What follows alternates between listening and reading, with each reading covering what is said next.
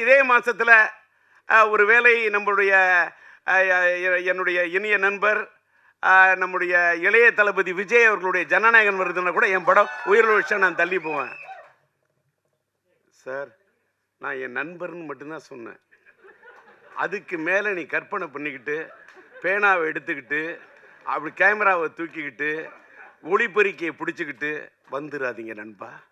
நண்பனை நண்பராக பார்க்குறேன். அவர் என் கலை உலக நண்பர். நான் புளியிலேயே போய் புடின்னு பிடிச்சாள். அதனால் விட்டுருங்க. அதனால் இன்னைக்கு பேசுனதில் ஏதாவது ஒரு கிளி பேசுனதில் வந்தார் டிஆர் என்ன எல்மாவை பற்றி பேசுகிறாரு, ஏதோ ஒரு கில்மாவை பேச மாட்டாரா அப்படின்னு உங்களுக்கு ஒரு எண்ணம் வரக்கூடாதுல்ல. அதுக்காக தான் இதெல்லாம் பற்றி எல்லாரும் பையனை பொத்தி வளர்ப்பாங்க. நான் என் பையனை பொத்தி வளர்த்ததே இல்லை. எத்துவேன் ஃபைட்டு போட வாங்கடா குத்து அட்ரா ட்ரம் அடிக்கணும் அடிக்கணும் ட்ரம் அடிக்கணும் பீட்டோட அடிக்கணும்.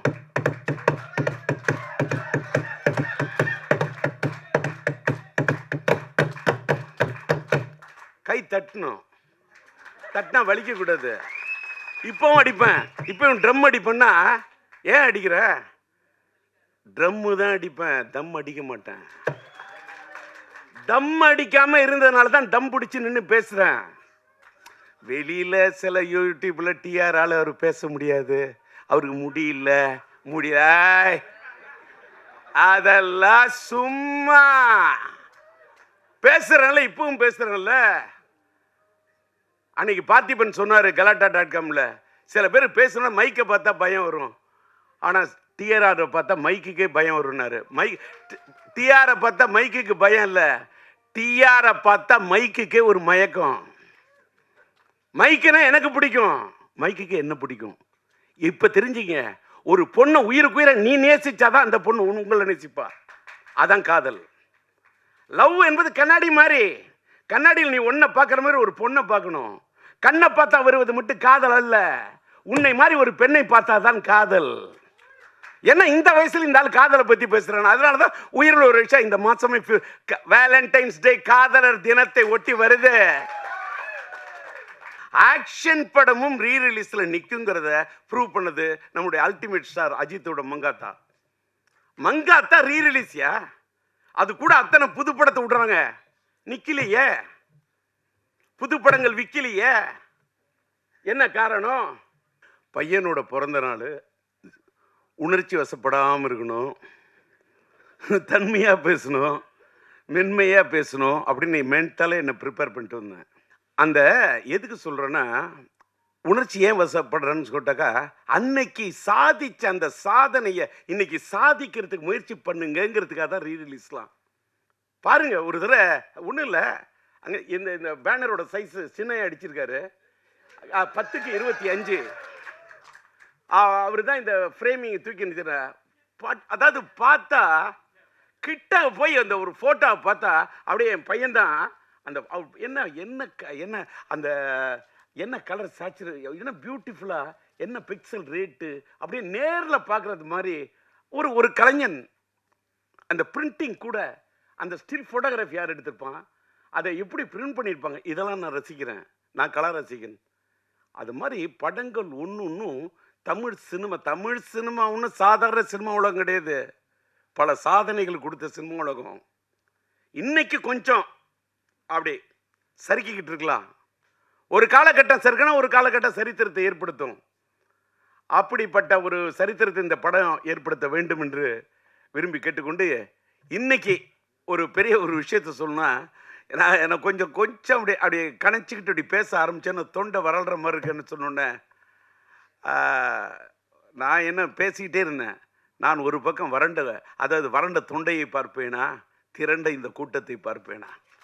ஏன்னா இந்த காலை நேரத்திலும் திரண்ட இந்த கூட்டத்தை பார்க்கின்ற போது வறண்ட தொண்டையை பற்றி கவலைப்படவே இல்லை. கரை புரண்டு வரக்கூடிய அந்த தமிழை மட்டுமே பார்க்குறேன், அந்த வார்த்தையை மட்டுமே பார்க்குறேன். சார், அவர் சொன்னார் பாருங்க சார், காலத்துக்கும் வாலி என்ன எழுதின தமிழனை பற்றி தமிழை பற்றி ஒரு பாட்டு. இந்த பாட்டு படத்தில் கேரக்டர் செக்ஷன் பேரே தமிழியா. அதுக்கு என்ன காரணம்? உளுந்தூர்பேட்டை சண்முகம் பையனுக்கு பச்சை பேர் சரவணன். சிலம்பரசன் நடித்த படம் சரவணன். டிஆர் டைரக்ட் பண்ண படம் எங்க வீட்டு வேலை நடிச்சது அந்த காலத்தில் நம்மளுடைய நம்முடைய நம்மளுடைய இளைய தளபதி விஜய் அவர்களோட படத்தில் கலக்கின சங்கீதாமா இருக்காங்களே, அவங்க என்னுடைய எங்க வீட்டு வேலன் படத்தில் சிலம்பரசனுடைய அந்த அந்த அந்த காலத்து படத்தில் நடித்தவங்க. அந்த அப்படிப்பட்ட சரவணன் குடும்ப நண்பர், அந்த தமிழ் பெயர், அவங்க அப்பாவோட பேர் உளுந்தூர்பேட்டை சண்முகம். என்ன முருகனை பற்றி எத்தனை பாட்டு, என்ன நயம், என்ன கலைநயம், என்ன கவிநயம். அப்படி எழுதினவரோட பையனுடைய படைப்பு. படத்துக்கு தலைப்பு வைக்கணும்னா தமிழ், அங்கே கதாநாயகன் பேர் தமிழியா, படத்தோட டைட்டில் சிலம்பாட்டையா. என் பையனுக்கு நான் வச்ச பேர் சிலம்பரசன். அதை அழகா எடுத்து சொன்னது. எனக்கு பிடித்த ஒரு பெரிய 50 காப்பியங்கள் சிலப்பதிகாரம். எனக்கு பிடிச்சது அந்த இளங்கோவன். என்னால் வாழ்க்கையில் இளங்கோவனம் வாழ்க்கையில் வாட முடியாது. இளங்கோவன் படைத்தது அந்த சிலம்பு. இந்த ராஜேந்திரன் கண்டெடுத்தது இந்த சிலம்பு. எனக்கு கிடைச்ச ஒரே சிலம்பு இந்த சிலம்பு தான். அவன் காற்சிலம்பை வைத்துக் கொண்டு விளையாடினான், நான் என் கையில் கிடைத்த சிலம்பை வைத்துக் கொண்டு விளையாடினேன். அப்படிப்பட்ட என் மகனுக்கு சிலம்பரசன் என்று பெயரை வைத்து, அந்த சிம்பு என்ற பெயர் கூட சிலப்பதிகாரத்தின் அடுத்த இதுன்னு யாருக்கும் தெரியாது. ஏதோ சிலம்பரசனை சுருக்கி சிம்புனோ, அதையும் தமிழோட தான் கூப்பிடுவேன். என் பையனை சிலம்புன்னு கூப்பிடக்குள்ளேயே என்னமோ அரும்பு பூக்கிற மாதிரி இருக்கும். அப்படியே தை மாசத்து கரும்பு தோட்டத்தையே கடிச்சு சாப்பிட சிலம்பு, அப்படி கரும்பு சாப்பிட்ற மாதிரி சிலம்புன்னு அப்படி தமிழை சொல்லி சொல்லி வளர்த்தவன் சார். அதாவது எல்லாரும் எத்திராஜிங்க ரீரிலீஸுக்கு ரெடி ஆகிட்டேன். ஆக்சுவலாக பார்த்தீங்கன்னா இப்போ தான் மேட்ருக்கே வரேன். இன்னைக்கு இந்த இடத்துல என்னுடைய படம் உயிருள்ள ஒரு விஷயம் படத்துக்கு நான் டிஆர் டிஜி மியூசிக் என்ற ஒரு மியூசிக் கம்பெனியை ஆரம்பித்து அதில் உயிருள்ள ஒரு விஷயம் படத்துடைய ஆடியோ ரிலீஸ் பண்ணணுன்னு நான் பிரசாத்தில் இந்த தேட்டரை லேப் தேட்டரை பிரசாத்தில் நம்ம ஜோதி தான் என்னுடைய நண்பர், அவர்கிட்ட சொல்லி புக் பண்ணி வச்சுருந்தேன். ஆனால் எத்திராஜ் சார் அவர்களும் நம்முடைய ரியாஸ்டர் பணியாற்ற என்னுடைய நண்பன் பிஆர்ஓ நம்முடைய ராஜாவும் நாங்கள் வேற ஒரு இடத்துல இந்த ஃபங்க்ஷன் முயற்சி பண்ணுறோம், ஆனால் ஒரு சூழ்நிலை இல்லை, எங்களுக்கு பிரசாத்தில் தான் வைக்கிற மாதிரி இருக்கும், அந்த காலை நேரத்தை நீங்கள் புக் பண்ணி வச்சுருக்கீங்களா, நீங்கள் விட்டு தரணும் அப்படின்னு கேட்டார். அது மட்டும் இல்லை, எத்திராஜை வச்சுக்கிட்டே சொல்கிறேன், இதே 6ஆம் தேதி உயிருள்ள விஷயம் ரீரிலீஸ் பண்ணோம். எனக்கு பிப்ரவரி மாதம் 4ஆம் தேதி மைதிலி அதை ரிலீஸ் பண்ணேன். பிப்ரவரி மாதம் 5ஆம் தேதி என் தங்கிகள் ரிலீஸ் பண்ணேன். 214 நான் பண்ண படங்கள்லாம் பிப்ரவரியில் நிறைய ஹிட்டு கொடுத்துருக்கேன். பிப்ரவரி மாதம் எனக்கு பிடிச்ச ஒரு மாதம். அது ஒரு வேளை எனக்கு பிடிச்ச மாதம் நான் காதலர் தினம் வரக்கூடிய மாதமோ என்னமோ, அதனாலயா. அதே மாதிரி பிப்ரவரி மாதம் தான் என் மனைவி பிறந்த நாள். என் மனைவி பிறந்த நாள் இந்த மாதத்தை பிடிக்குமா, இல்லை காதலர் தினம் வர்றதுனால எனக்கு பிடிக்குமா, இல்லை என் மனைவி மேலே இருக்கக்கூடிய காதல் உயிருள்ள ஒரு விஷயம் இந்த காதல் இருக்கிறதுனால இந்த மாதம் பிடிக்குமா. இந்த மாதத்தில் அதுவும் பிப்ரவரி 6 எனக்கு இந்த பிடிச்ச தேதி. நானே டிஆர், எனக்கு பிடிச்சது 6. அதனால் 6ஆம் தேதி படத்தை ரிலீஸ் பண்ணலான்னு பிளான் பண்ணேன். எத்திராஜ் வந்தார். எங்களுக்கு ஆப்ட் தேதி இந்த 6 மாதிரி இருக்குது. இந்த பாலன்னு ஒருத்தர் நண்பர், அவர் அழைச்சிட்டு வந்துட்டார். இந்த 6ஆம் தேதி நீங்கள் விட்டு கொடுக்கணுன்னாங்க. சரின்னு 6ஆம் தேதி பட ரிலீஸுக்கு தேதியை விட்டு கொடுத்தேன். நான் கொஞ்சம் தள்ளி வரேன்னு சொன்னேன். அங்கேருந்து இந்த ராஜா உங்களுடைய ஆடியோ ரிலீஸை கொஞ்சம் நீங்கள் தள்ளி வச்சுக்கிட்டிங்கன்னா இந்த பிரசாத் தேட்டரை நாங்கள் புக் பண்ணிவிட்டு நாங்கள் எடுப்போம்னு இதை தள்ளி வைக்க சொல்லி ராஜா கேட்டார். ஒரு பக்கம் ராஜா, ஒரு பக்கம் எத்திராஜ் பேரில் பார்த்தாலும் ஒரு ராஜா, இந்த பிஆரோட பேரை பார்த்தாலும் ராஜா. ஒருதலை ராகத்தில் கதாநாயகன் பேர் ராஜா, அது மட்டும் இல்லை என் பேரே உண்மையிலே ராஜா. இந்த பக்கம் ஒரு ராஜா, இந்த பக்கம் ஒரு ராஜா. சரி நீங்களே விழாவை நடத்துங்கன்னு தூவிட்டேன் ரோஜா. இதை ஏன்னு கேட்டால் அதுக்கு தகுந்த மாதிரி நான் இன்னைக்கு ஒரு டிஆர் டிஜி மியூசிக்னு ஒன்று ஆரம்பிக்கிறோமே. என் பையனோட பிறந்த நாளில் அதை பிறக்க வைப்போம். ஒரு மியூசிக் கம்பெனி. இன்றைக்கி மியூசிக் கம்பெனியில் பெரிய ஏகப்பட்ட பிரச்சனை. அதெல்லாம் பேசுனா தலைப்பு மாறிடும். அதை மறுபடியும் தனியாக பேசுகிறேன். இன்றைக்கி வந்த இடத்துல வந்தது மட்டும் பேசணும். கண்டதையும் பேசுனா அது முறை இல்லை.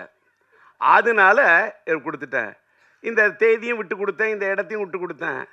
சார் எனக்காக என்னையும் கொடுத்தேன். என்னை கொடுத்து தானே சார் என் பையனே வந்தான். என்னை கொடுத்து என் பையனுக்காக என்ன வேணால் கொடுப்பேன், எதை வேணால் கொடுப்பேன். என்னையே கொடுப்பேன், என்ன எதை வேணா கொடுப்பேன், என் வாழ்க்கையை கொடுப்பேன். இடத்த கொடுத்தேன், என் பையனுக்கு நான் தடத்தை கொடுத்தேன், என் பையனுக்கு இடத்த கொடுத்தேன், என் பையனுக்கு படத்தை கொடுத்தேன். அதனால தான் இன்னைக்கு சரவணன் சொன்ன மாதிரி இத்தனை 5 வருஷம் இல்லையா, 50 வருஷம் வந்தா கூட நாங்கள் சிம்புவோட ரசிகன் இருக்கான் பாரு. சிம்புவோட ரசிகன், யாருக்கு இப்படி ஒரு ரசிகன் கிடைக்கக்கூட, அப்படி ஒரு பேரை எடுத்து அப்படி ஒரு ரசிகர்களை சம்பாதிச்சிருக்க ஒரு பையனை பெற்றிருக்கேன். இன்னைக்கு காலையில் நம்மளுடைய சூலம் படத்தோட டைரக்டர் நம்மளுடைய எம் பாஸ்கருடைய மகன் பாஸ்கர் வந்து ஒரு பேட்டி கொடுத்துருக்காரு போல இருக்கு. யூடியூப்ல பார்த்தேன். காலையில் 4 மணிக்கெல்லாம் எழுந்திரிச்சேன். ராஜாட்ட சொல்லிட்டு எத்தனை மணிக்கு, நான் 8:30 மணிக்கு, நான் 8:30 மணிக்கு நான் ரெடி ஆகிட்டு இருக்கேன். ராஜா ஹேருக்கெல்லாம் ரெடி 8:30 மணிக்கு வரும். இல்லை எல்லாரும் அசம்பிள் ஆகிட்டு இருக்காங்க. இப்போ தான் ஃப்ளைட்டில் ப்ரொடியூசர் வர்றாருன்றார். அடப்பாவி, என்னப்பா இப்படி சொல்கிற? நான் காலையில் 4 மணிக்கே எழுந்துச்சி ரெடி ஆகிட்டேன். நான் வாழ்க்கையில் ட்ரெயின் ஸ்டூடெண்ட்டு. ரயில் பயணங்களில் போய் காலையில் 6:40க்கெலாம் ட்ரெயினை பிடிக்கணும். 4 மணிக்கு எழுந்திருக்கிறாள். ரெடியாகி என்னன்னு கேட்டால், என் பையனுடைய பிறந்த நாளில் இந்த சிலம்பாட்டம் படத்தோட ரீரிலீஸில், என் பையனோட ரீரிலீஸில் இந்த படம் ஒரு தனி இடத்தை பிடிக்கணும்னு ஒரு தந்தையா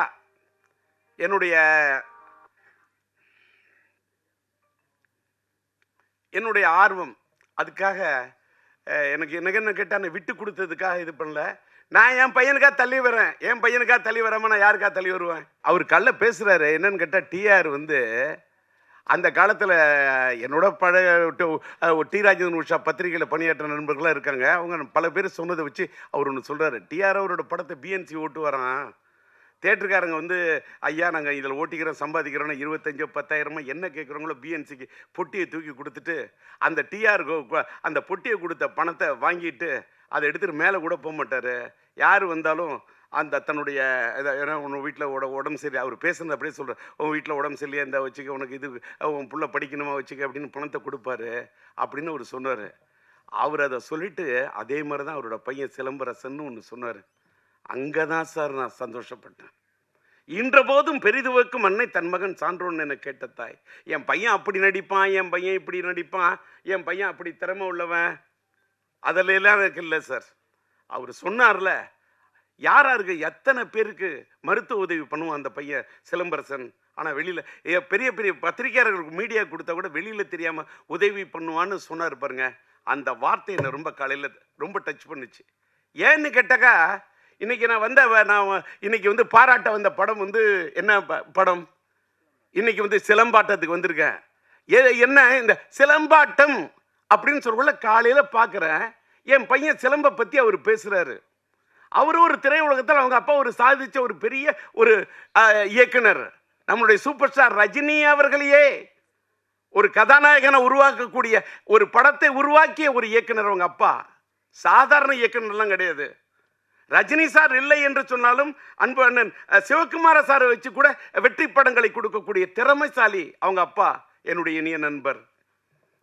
அவரு என் பையனை பற்றி சொன்னது எதற்காக சொல்லுகிறேன்? நாம் வாழும்போது எதை சாதிக்கிறோம் என்று சொன்னால், நாம் பதிக்கக்கூடிய தடம்தான். நான் சம்பாதிச்சதுல பாதிக்கு மேல பண்ணியிருக்கையா தர்மம். இது வந்து நீங்க பத்திரிகையில போடணும், மீடியாவில் போடணும், என்னை வந்து வெளியே லைம்லைட்ல, அதெல்லாம் எனக்கு எதுவுமே தேவையில்லை.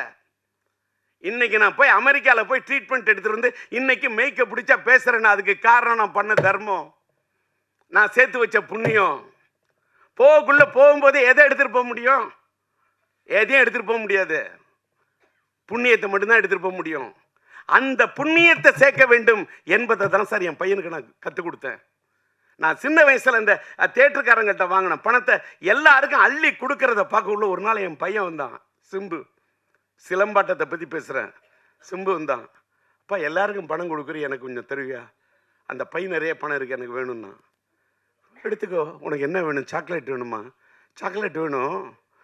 சாக்லேட் வாங்க போகிறேன். இல்லை, நான் கொடுக்க போகிறேன்னா. யாருக்குன்னு கேட்டேன்.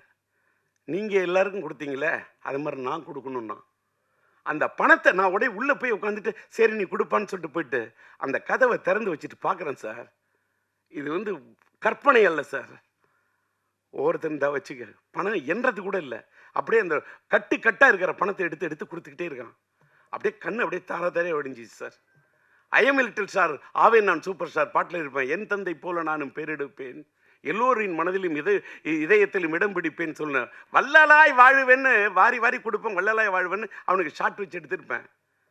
அப்படி ஒரு பையனா என் பையன் இருக்கிறான்னு சொன்னா, என் பையனுக்கு நான் சொல்லி கொடுத்தேன் சார், வளர்த்தேன். எப்படின்னு கேட்டாக்கா, சில விஷயத்தை பார்த்தா கல்வி தந்தை நீ யார மாதிரி இருக்கணும் அப்படின்னு ஒண்ணுன்னா சொல்லுவேன். நீ கல்வி கொடுத்த அந்த எளிமையின் சின்னம் என்று சொன்னார். நீ கல்வி தந்தை, கல்வி அள்ளி கொடுத்த நம்முடைய யார மாதிரி இருக்கணும், நீ இருக்க வேண்டும் காமராஜர் ஆட்டம்.